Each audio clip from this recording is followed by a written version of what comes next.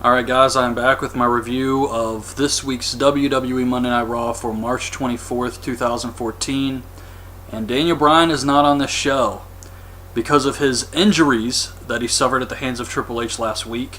And this was a good call. Of course the fans are going to want to see Daniel Bryan, but it wouldn't make sense for them to bring him back after only a week after he had that brutal assault by Triple H. So I was fine with this. Stephanie comes out to start the show. She's talking about what Triple H did to Bryan, how it was the end of the Yes Movement.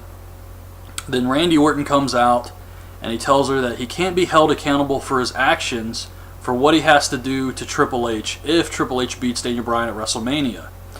And this causes Batista to come out and he's mocking Randy Orton, saying he's out here drooling all over Stephanie, and Stephanie's probably been drooled on before a lot.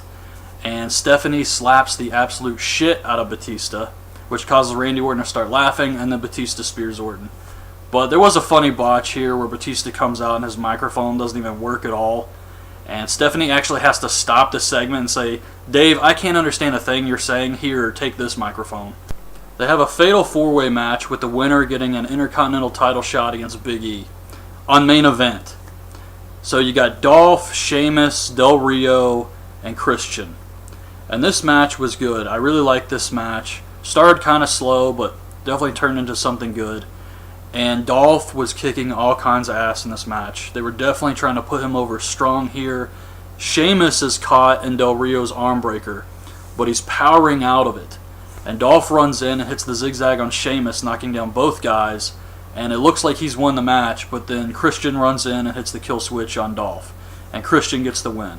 So it's supposed to be Christian versus Big E on main event, but I just read that they had to cancel the match. Apparently Christian got a concussion. So forget about Dolph. Maybe Christian's the one who should be wrestling in a helmet. But I actually like the fact that Dolph dyed his hair blonde again here, because if you've been watching the past few months, it looked like Dolph just gave up and stopped caring. He came out, you could see his roots and everything. I mean, it was ridiculous. So he finally dyed his hair back here. So I guess that's a sign that he's feeling more like WWE actually gives a shit about him again. There's a Wyatt family promo. Then Sin Cara comes out with Scooby-Doo and completely just squashes Damian Sandow here in a very short nothing match. Beats him with the Swanton. Then it's Ryback versus the Los Matadores. And the Shield come out because they want revenge for what Ryback was a part of on SmackDown, the assault on the Shield orchestrated by Kane and the New Age Outlaws.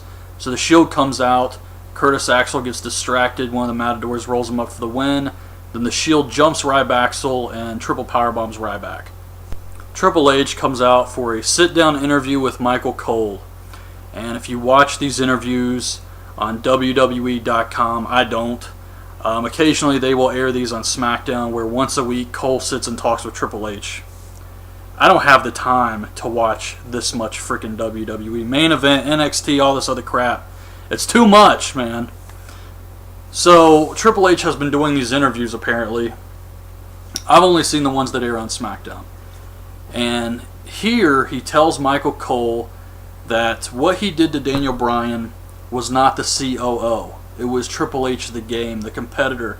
And this is what he warned Daniel Bryan about. If he wants to face him, he's going to get the game. And it's going to be ruthless and brutal. So I thought Triple H came off very well here. And then he goes on to say that it is now the reality era. You want reality? This is the reality era. Which a lot of people have been calling it for a little while now, saying that this is like the next phase. It's going to be the reality era. Well, it's here. It's the reality era. Then we get not Goldust versus Fandango, which I thought was going to happen. I couldn't believe they were going to make Goldust wrestle this guy again. It's Cody Rhodes versus Fandango. And the match was okay, but it was really about Goldust dancing at ringside, if you ask me. That's like the whole focus. And he's dancing with Summer Rae, and then she acts like she broke her ankle, and this distracts Fandango, so Cody Rhodes hits him with a disaster kick and gets the win. And it feels like the storyline is Summer Rae has a crush on Cody Rhodes now and wanted him to win this match. It's time for the big plug segment. So Hulk Hogan comes out and introduces Joe Manganiello. I don't even know if that's how you say his name. I don't even know who this guy is. And Arnold Schwarzenegger. And Arnold was great here, man. He was so awesome. This was really good stuff. So, I'm enjoying the segment. Arnold is just his usual awesome self. And The Miz comes out. So, I was kind of like, seriously? You're going to send out The Miz for this segment? And it makes sense once you see what they do to the guy. So he gets in the ring, he's talking shit to him, the Joe guy punches him, Arnold bitch slaps him, and then Hogan throws him out of the ring. And that was the whole segment right there. So it was fine for what it was. The Miz wasn't really necessary, but I guess the fans wanted to see Arnold do something, and they wanted to see Hogan do something, that's for sure. So it makes sense to bring somebody out there to get their ass kicked by two old guys and some guy I've never heard of, so why not The Miz, right? Then it's The Big Show versus Titus O'Neil, another short, nothing match. Nothing really good about this at all. Big Show knocks him out for the win.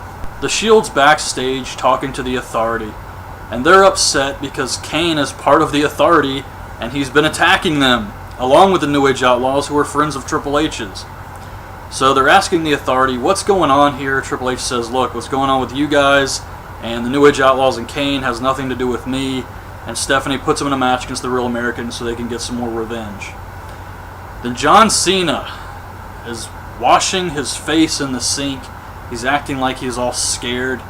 Bray Wyatt's mind games are getting to him. Terrible shit. So he's washing his face, and you see a sheet mask over his shoulder, like peeking into the room. And Cena gets up and sees this in the mirror, and he turns around and the mask is gone. And as soon as I saw this, I said, oh fuck no they didn't. Because immediately, my mind is going to go to WCW. Anytime something really stupid like this happens, it goes either to TNA or WCW. And this was definite WCW with Ultimate Warrior being in the mirror.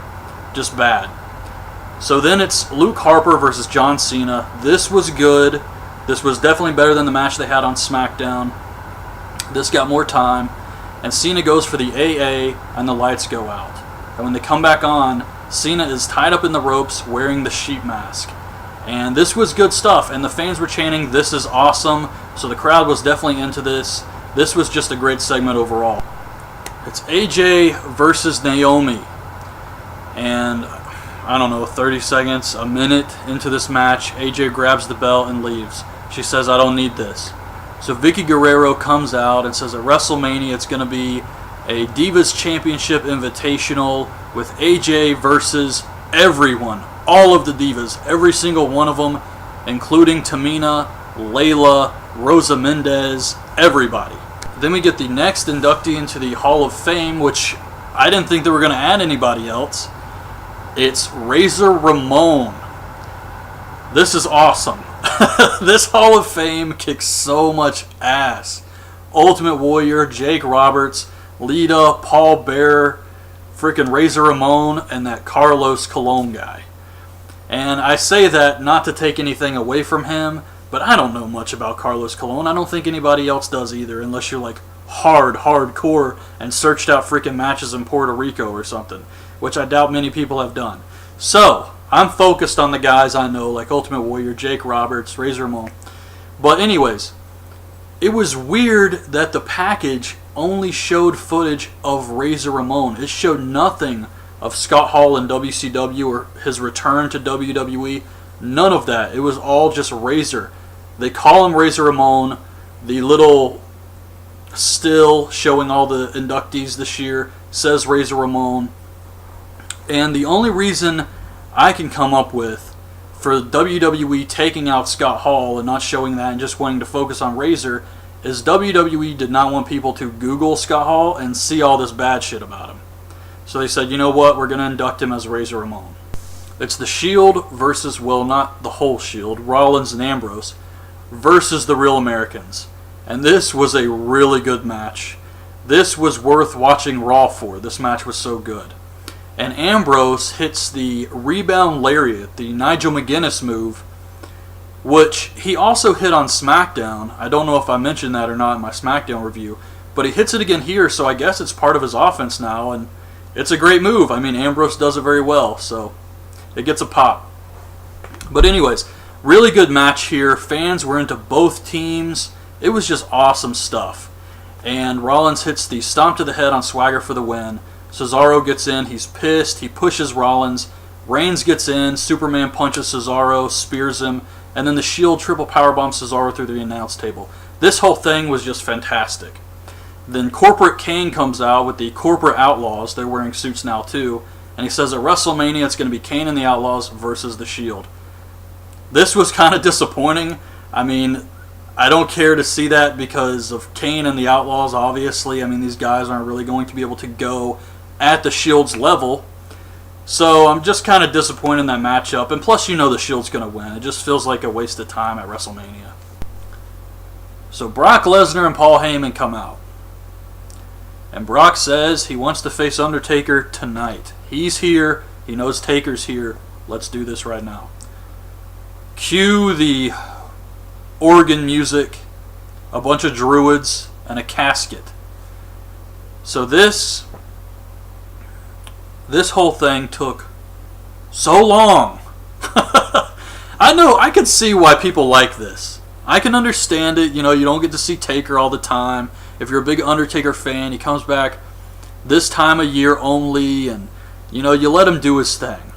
It's okay. It's the Undertaker. I'm not really complaining about it, but it's not for me. I do not give a shit about these long-ass, drawn-out segments with druids and caskets. I'm sorry. So that's just my opinion. But these druids come out with the casket. Like I said, it took forever. So then Brock gets out, and he's looking at the casket and hitting it. And he opens it, and of course Undertaker's not in there. So he closes it, and he gets back in the ring, and Heyman's like, he's not going to show up to a shithole like Brooklyn or something like that. And then the casket opens, and Undertaker's in the casket. And he gets in the ring, and he attacks Brock Lesnar. He's punching him and clotheslines him out of the ring. And then Heyman tells Brock to stay out, and they look at the WrestleMania sign, and that was the end of the show. So overall, I really wanted to say this was a good show. I mean, you had a couple of good matches, Harper versus Cena, and I really like Luke Harper, but looking at him out there, I can't help but wonder how awesome this role would have been for Necro Butcher in his prime. But anyways, you had Cena versus Harper, the Shield versus the Real Americans. You had some good segments, Hogan and throwing the Miz out of the ring and everything. That was fine too. But it just felt like something was missing on this show to make it a really good show. It was slightly above average, I'd say. But it just felt like something was missing here. And I think it was the quality of the rest of the matches. The Fatal 4-Way was pretty good too, but then you had like Los Matadores and Ryback. You had Titus O'Neil versus Big Show, and then you had the Fandango Cody Rhodes match, which was really just about Goldust dancing. So anyways, that's my review. Hope you guys liked the video. Leave your thoughts in the show in the comments, and thanks for watching. Bye. In the match, but then Christian runs in and hits the kill switch on Dolph, and Christian gets the win. So it's supposed to be Christian versus Big E on main event, but I just read that they had to cancel the match. Apparently Christian got a concussion. So forget about Dolph. Maybe Christian's the one who should be wrestling in a helmet. But I actually like the fact that Dolph dyed his hair blonde again here, because if you've been watching the past few months, it looked like Dolph just gave up. Alright guys, I'm back with my review of this week's WWE Monday Night Raw for March 24th, 2014. And Daniel Bryan is not on this show because of his injuries that he suffered at the hands of Triple H last week. And this was a good call. Of course the fans are going to want to see Daniel Bryan, but it wouldn't make sense for them to bring him back after only a week after he had that brutal assault by Triple H. So I was fine with this. Stephanie comes out to slot, and Stephanie slaps the absolute shit out of Batista, which causes Randy Orton to start laughing, and then Batista spears Orton. But there was a funny botch here where Batista comes out and his microphone doesn't even work at all. And Stephanie actually has to stop the segment and say, "Dave, I can't understand a thing you're saying. Here, take this microphone." They have a fatal 4-way match with the winner getting an Intercontinental title shot against Big E on main event. Start the show. She's talking about what Triple H did to Bryan, how it was the end of the Yes movement. Then Randy Orton comes out and he tells her that he can't be held accountable for his actions for what he has to do to Triple H if Triple H beats Daniel Bryan at WrestleMania.